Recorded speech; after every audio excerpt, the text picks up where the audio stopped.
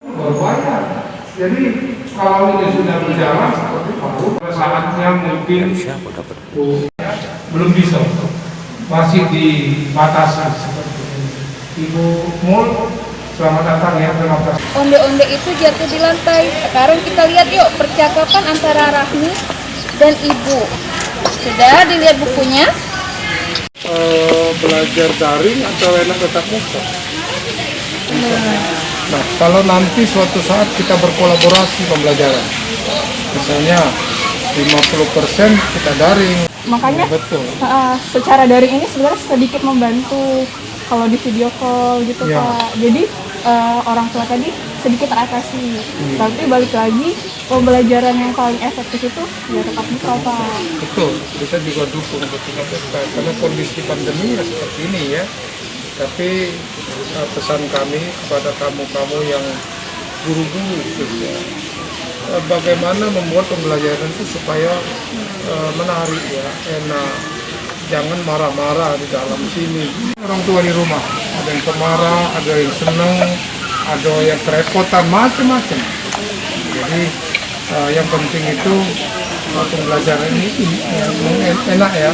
Suasana kamu juga dengan kondisi belajar seperti ini enak. Tidak harus di kelas, penglihatan kita sempit, tapi kalau sini kan enak terang. Jadi sekolah-sekolah ini bukan pembelajaran baru ya kalau di luar kelas. Dari zaman dulu ada metode pembelajaran di luar kelas.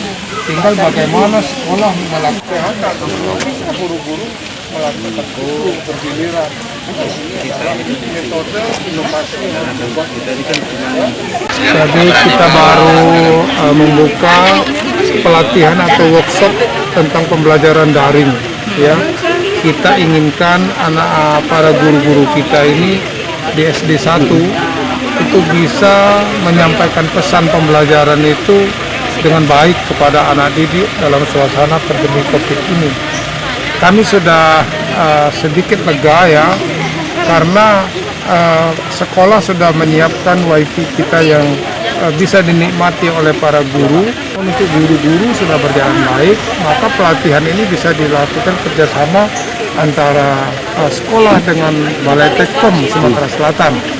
Bagaimana mereka harus menyiapkan pembelajaran, bagaimana mereka harus menerapkan pembelajaran. Dan saya senang hari ini ya melihat SD 1, para guru-gurunya kreatif. Pembelajaran mereka di lapangan, di halaman dengan Zoom langsung dengan anak didik, dengan menggunakan wifi yang telah disiapkan oleh sekolah. Nah ini kira menyenangkan, tapi ilmu pengetahuan, kemampuan kognitif, afektif dan psikomotorik tetap masuk di dalam daripada pembelajaran itu. Mudah-mudahan guru-guru kita ini dengan pelatihan menguasai bahan ajar, teknologi, dan anak-anak dibawa belajar dengan enak dan menyenangkan semua. Sekolah lain akan menerapkan pembelajaran ini Pak? Oh iya sudah, Pak? ada beberapa sekolah yang sudah melaksanakan dan ini adalah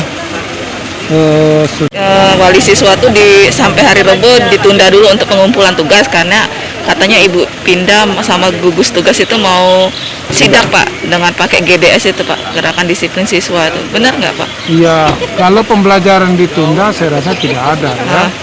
Kalaupun Ibu Wako-Wako akan sidak tentang bagaimana persiapan kalau menghadapi proses belajar mengajar di suasana COVID, beliau akan mengecek betul-betul nanti jam 1 beliau untuk mengembangkan pembelajaran seperti ini supaya anak didik kita juga merasa senang, kemudian gembira ya, dan guru-gurunya saya lihat dengan begitu metode pembelajaran yang riang, yang gembira, menyenangkan dengan berbagai alat praktik yang dia gunakan, begitu ditayangkan sama anak-anaknya sangat aktif, antusias. Nah, inovasi ini harus kita lakukan dengan baik, yang anak-anak dan PAUD ya. Terima kasih. Pak, mungkin pesan kita kepada guru ini seperti apa Pak? Setahun sudah daring lagi. Ya, pesan kepada guru ya, ini kita akan dibawa kepada pembiasaan. Pembiasaan bahwa kita sudah dihadapkan dengan kondisi pembelajaran daring. Saya minta guru-guru dengan sabar memberikan pembelajaran, karena ini ada juga satu kejenuhan yang luar biasa. Orang tua mengalami kesulitan, kejenuhan, dan anak didik juga demikian. Jangan lupa subscribe, share, komen, dan like ya.